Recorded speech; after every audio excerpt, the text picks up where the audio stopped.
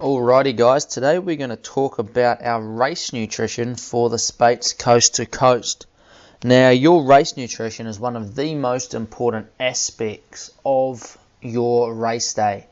You can have done all the training that you like, you can be as fit as you possibly can be, but if you hit race day and you haven't got your nutrition sorted, you're not going to go that far before you conk out. It's just like you can have a high performance sports car, Formula One, best possible engine, wheels, carbon fibre body, but if you don't put the right fuel into that car, or any fuel at all, it's not going to perform at its full potential. So what I want to do today is just go over what we need to get sorted for your race nutrition. Now when it comes to eating for endurance, your body is fueled by two main fuel sources. And those are fats and carbohydrates. Now everyone can appreciate what fat is, all that stuff that's stored around your tummy. But you've also got fat stored in the muscle and all around the body. And fat is used for fuel at low intensities. So as you're sitting here listening to this presentation, your body is metabolizing fat as a fuel source. And as you start cruising along, if you're running, cycling or kayaking, again you're going to be using fats at these low intensities. The good thing about fat is there's a lot of it available and it's a very high density energy source. We're not going to run out of it. Training can increase the amount of fat you use at higher intensities, and a lot of the metabolic efficiency training you guys have been doing, that has been targeting this area. Now the other fuel source we've got is carbohydrates, and you've probably heard of the term carbohydrates. In the body we've got carbohydrates that is stored, and it's stored as muscle glycogen, that would be Mg, liver glycogen, which is the Lg there, and Bg stands for blood glucose. Now carbohydrate is used at high intensities, and all of those three fuel stores in the body, muscle glycogen, liver glycogen and blood glucose, together they've got about 90 minutes of fuel stored as carbohydrate when you're working around that threshold up tempo effort. So carbohydrates is a term you'll hear a lot throughout this presentation, and just to clarify, usually what happens is carbohydrates is termed carbohydrates when it's in your food. So you eat a sandwich or you eat a potato and that's carbohydrate. Then you eat it and break it down, and as it enters your bloodstream, it enters your bloodstream as glucose, blood glucose, or it's essentially just sugar. And then as it enters your muscles and gets stored in your muscles or liver, it becomes muscle glycogen or liver glycogen. So just a few terms there that you'll hear throughout the presentation. So taking a look at this graph here, up on the y-axis, up the left hand side there, we've got energy expended, so that's how much energy you're using, and along the bottom we've got percentage of maximal oxygen consumption. Now you can think of the percentage of maximal oxygen consumption just as how hard you're exercising. 25% is a very low level of exercise, and you can see down there that we use a large amount of free fatty acids and muscle triglycerides, which are our fat component of our fuel source. As we move up to 65%, you can see it's color coded into green, which is your fat component of energy usage, and then the red is the carbohydrate usage. And you can see at about 65% of your maximal intensity, you are using about 50% carbohydrate and 50% fat to fuel you. Then, as we increase to 85% of maximal oxygen consumption, and this intensity would be around your sort of just sub-threshold, so you're working pretty hard here. And you can see the carbohydrate component, the red, the bars that are outlined in red, so that's our plasma glucose down the bottom and muscle glycogen on the top there. You can see that increases greatly. And then also the fat component of our fuel source, which is the green aspect there, that shrinks a little bit. So this is telling us that as we increase our intensity, or if we want to exercise or race at a high intensity, which we do because that there provides us a fast race speed, carbohydrate is going to be the main thing that's fueling us. And that's really important to realize because that's going to influence our fueling strategy. Now the timing of your fuel intake is really important. Now this here is just a little graph to show what happens during a racing situation, if you like. So along the bottom is simply time, and up the side can be thought of as energy levels or blood glucose or whatever you want to think of it as. Just think of it as energy levels.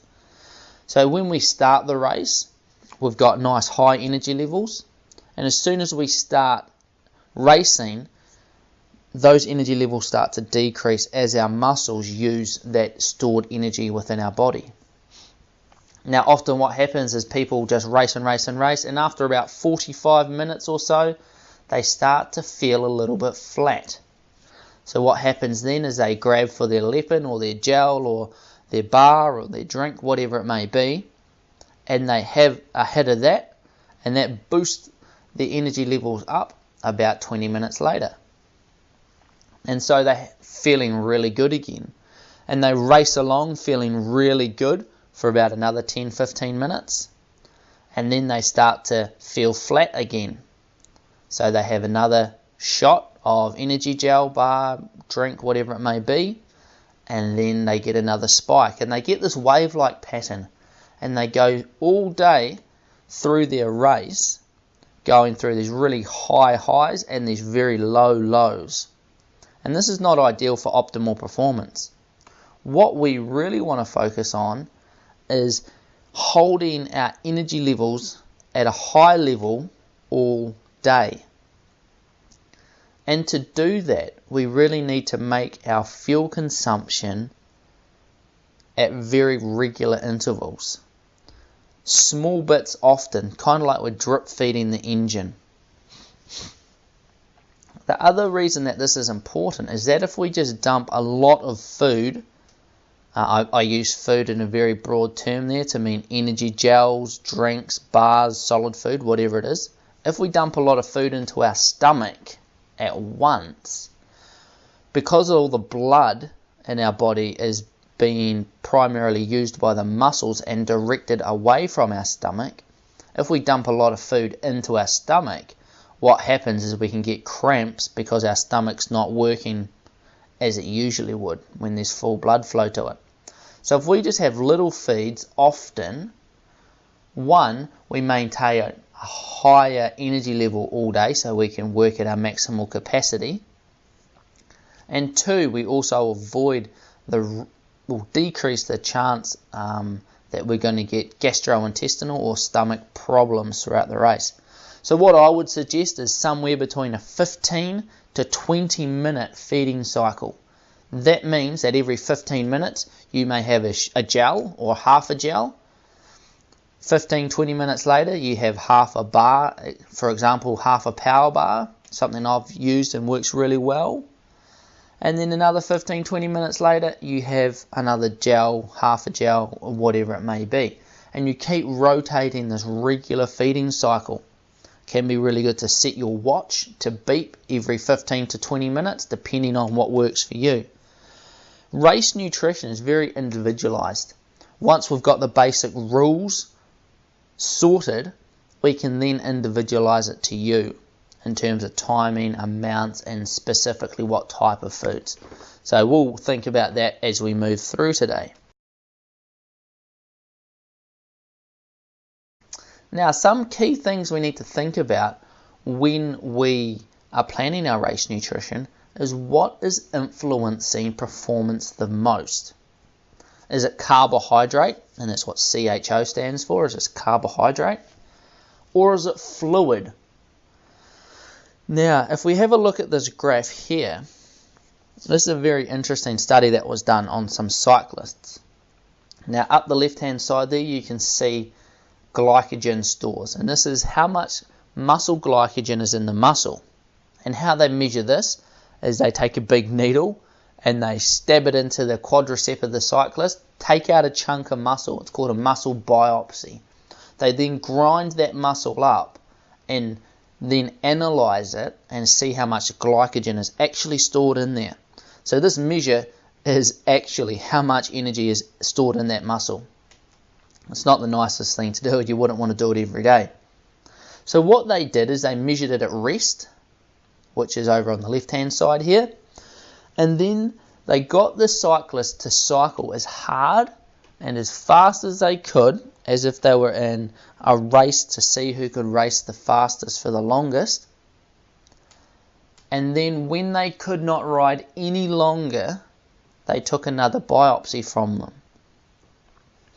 Now the cyclists did this 3 times, probably over 3 different weeks. In 1 week they did it in 40 degrees temperature, and that's the black bar. And then they did it in 20 degrees temperature, which is that middle stripy bar. And then they did it in 3 degrees, which is the white bar.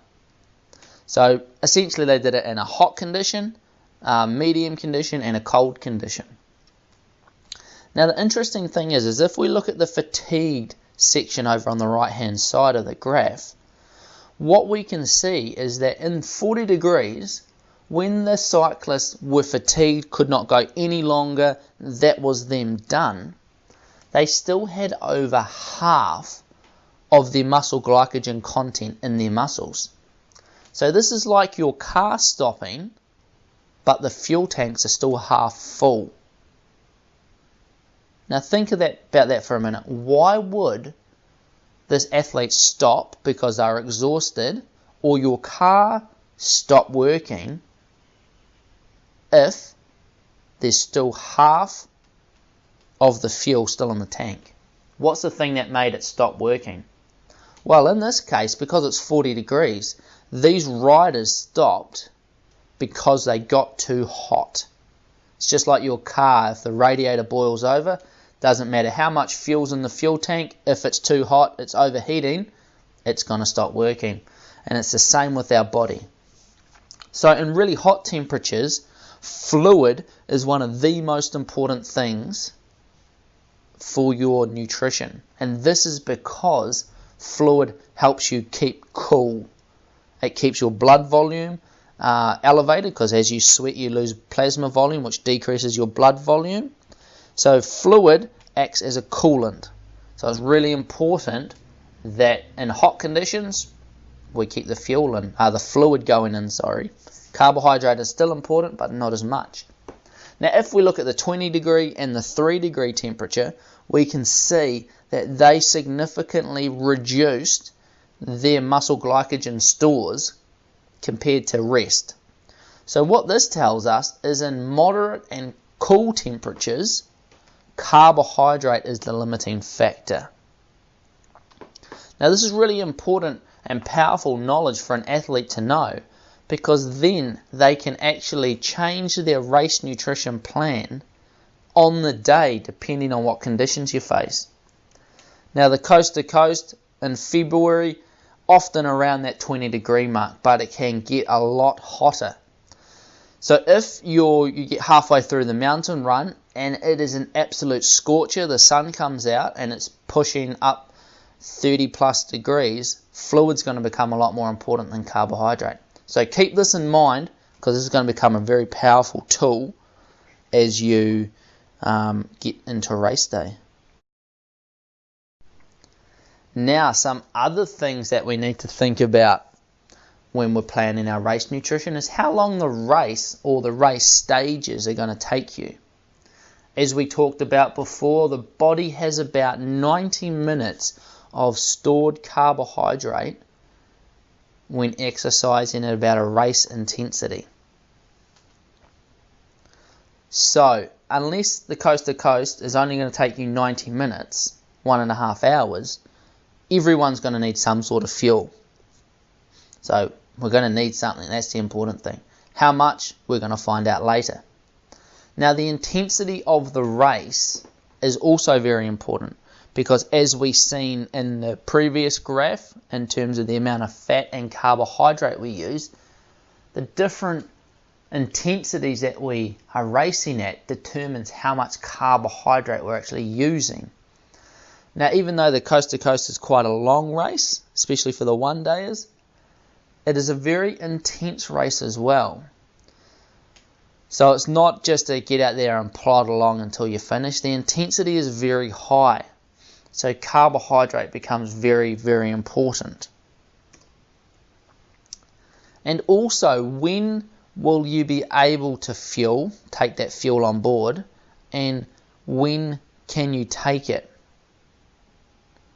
So at the start of the race, when you run off the beach to your bike, it is a very fast anaerobic start. And this really chews through your muscle glycogen because you're working at a very high intensity.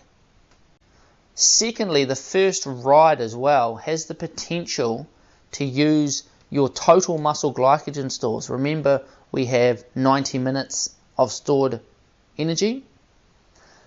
So if you don't take on anything when you get on the bike, you've got the potential of hitting the run and not having any muscle glycogen left.